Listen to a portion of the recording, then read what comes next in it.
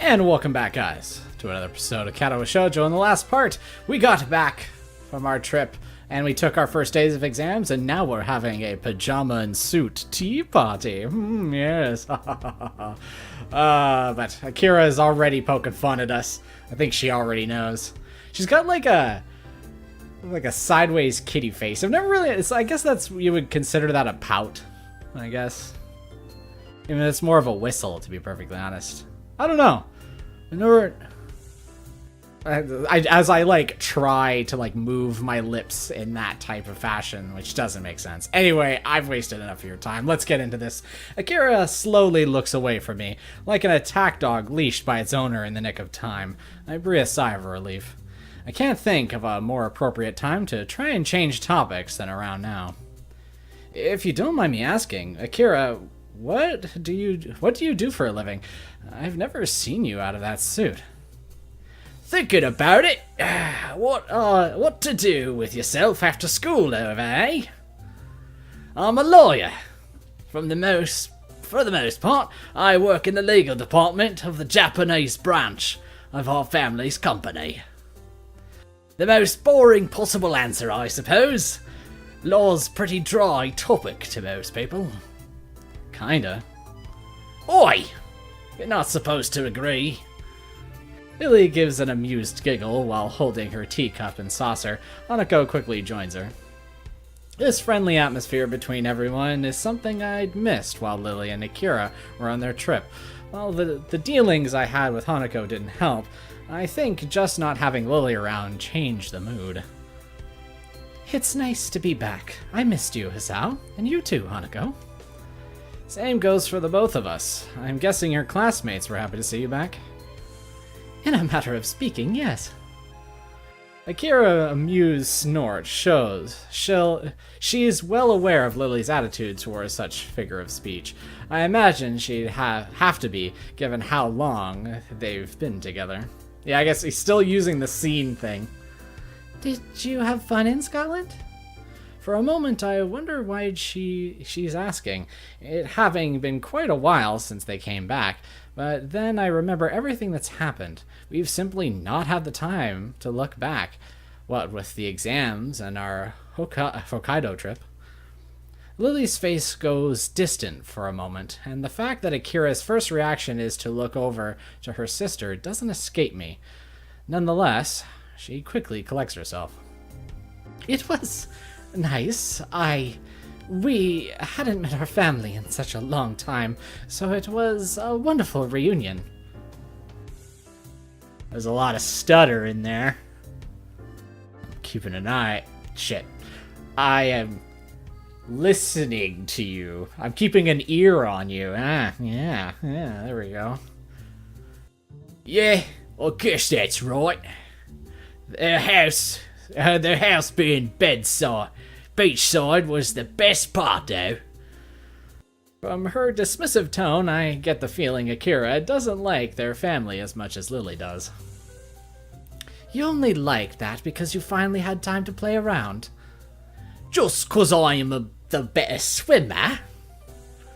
I don't take after the athletic side of the family, that's all. Well, you can take heart in the fact that you got the height genes, at least. And the boss genes. That's not really the right kind of thing to say around others. Though Lily pretends to scold Akira, she does so with an unmistakable, slightly cheeky grin on her face. I doubt Akira really minds that, judging from her nonchalant expression. While I don't either, Hanako's looking down and blushing furiously beside me. The sisters' antics aside, their parents really do lead a boisterous life. Jesus, fucking boisterous, really? Come on, man. You don't know what that word means. It seems utterly divorced from the life that Lily and Akira have lived until now. I suppose practicality must have made the decision for them. To have come from such a wealthy and well-connected lineage only adds to the almost noble air Lily seems to have, though. It's a small wonder none of it seems to have rubbed off onto Akira. They really are as little alike as siblings could be. Their only similarities seem to be their shared confidence, which can be both endearing and a headache at times. How about their hair color? Huh? Come on, Asao, don't be shallow. Even though looking at their looks is being shallow. Bad. Most of the night continues much the same, with Hanako eventually leaving the Satao sisters and me to ourselves as she heads back to her dorm room for a rest. For a while, only the barely audible sounds from Lee's teacup and saucer can occasionally be heard as she slowly drinks. The silence is strained as Lily and I wait for the elephant in the room to be addressed. So, Lee dutifully puts her cup down, giving her sister her undivided attention. With Lily and me on one side of the table and Akira at the other, this almost feels like a judge passing down a verdict. I hear that you two are going out now. I glance sideways at Lily to confirm her as the source of Akira's knowledge. She gives a gentle nod to Akira, which I mirror in affirmation. Deciding that this is the proper time and place to do so, and Akira being the closest figure to a parent Liz had for much of her life, I bow deeply with my hands on the floor before me and head very nearly the same. What the hell? What is Asao doing? I mean, I guess it's a little bit, it's more customary maybe in Japanese culture than whatever, but it just seems so very odd. Like, obviously they're kneeling down in front of the table and everything like that. So he like moved away and then bowed down really, really far. He's like, I'm sorry, I'm going out with your sister. Though I'm fairly sure he's just asking for permission, I guess. I'll take good care of your sister, Akira, I promise. Yeah, no, he's like, don't worry, I got this. Please, like, stand up and give a thumbs up with like a twinkle. See? He's a lovely young gentleman. She must have heard my voice coming from a lower position than usual. I slowly bring myself back up, my eyes tentatively looking to Akira from under my brow.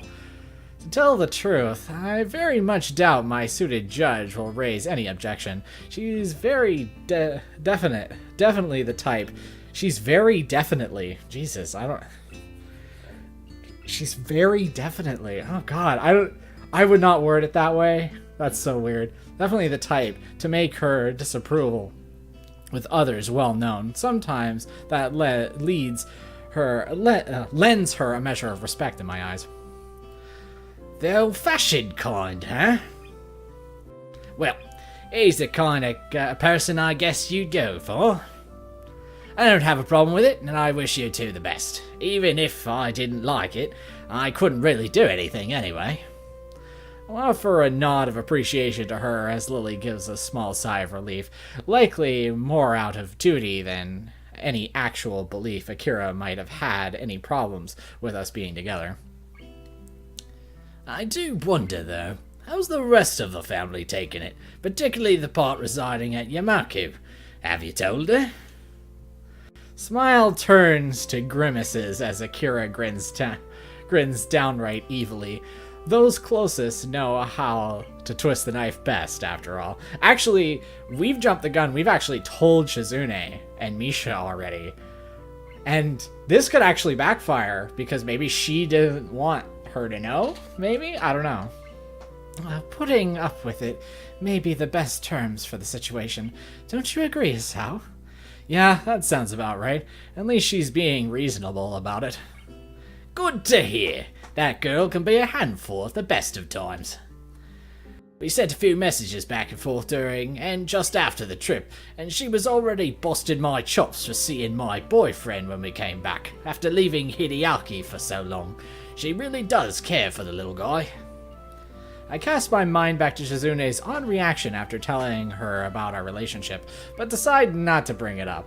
It's no doubt simply born of their mutual and antipathy. Excuse me, sorry, I had to take a drink there. And Akira's comments only back that up. Well then, that settles it.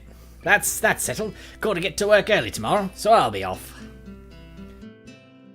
She races from the table with a grunt, her hands on her knees to push herself up. I just noticed Akira's eyes lingering on Lily for a couple of seconds before turning away, and she begins to take her leave. After she walks out the door, she stops and looks up, thoughtfully before turning to us one last time. "Oh yeah, almost forgot to tell you. Use protection, every time." I gag violently on the tea in my mouth. Contrary to my own, Lily's composure holds perfect, as she seems entirely unfazed. I'm kind of impressed. "We are. Don't worry. That's not how it was worded. I am sorry, but the last 2 times you guys did it, because I was there and at least 70 other people were there, I don't remember that happening." "Atta girl. See ya." And with that, she turns and strides away, a hand held high as she disappears into the darkened hallway, closing the door behind her. The most reaction I can muster is flopping forward onto the table, completely drained of energy and truly exhausted by her. Lily's ability to hold her own against that suited devil is something I admire. She is really incredibly blunt. I don't think I'll ever be able to keep up with your sister's energy. As I feel Lily's soft hands comes to rest on my own, I roll my head to the side to see her gently smiling. For a long time, we simply sit beside each other silently. Given her unquestionably unusual height, she is pretty much exactly as tall as I am, probably a couple of centimeters higher if anything. Like this, she appears even taller. The feeling of her pale, soft hand against mine is a pleasant one, as is the sight of the thin silken pajamas she's wearing, showing her curves and collarbone. "You do get on well, though, even if you do say that. I guess, you two are a lot more alike than I first thought when I met you. Then it's a good thing I quickly stopped you from going after her, isn't it?" Though she jokes about it, my assessment of my inability to keep up with Akira, either physically or mentally, was quite in earnest. Lily's slow-paced and ladylike, almost motherly, nature is perhaps the single thing that helped me most in the first few weeks at Yamako. Come to think of it, wait, since when were you using protection? Oh, hey, he actually is bringing this up. How about that? Holy crap! This is the first visual novel that I have played that has actually brought this up. I thought they were just gonna glance over this, and he's actually addressing it for a change. Holy crap! Hallelujah! It's like an epiphany, man! That's wonderful news! As I give a curious look to my side, Lily's cheeks puff out as she huffs at me. "Unlike you, I remembered. The packet is in the cupboard next to the sink." So, I'm not the only one of us that takes a pill. In hindsight, I feel rather thoughtless for not remembering it all and leaving it to Lily.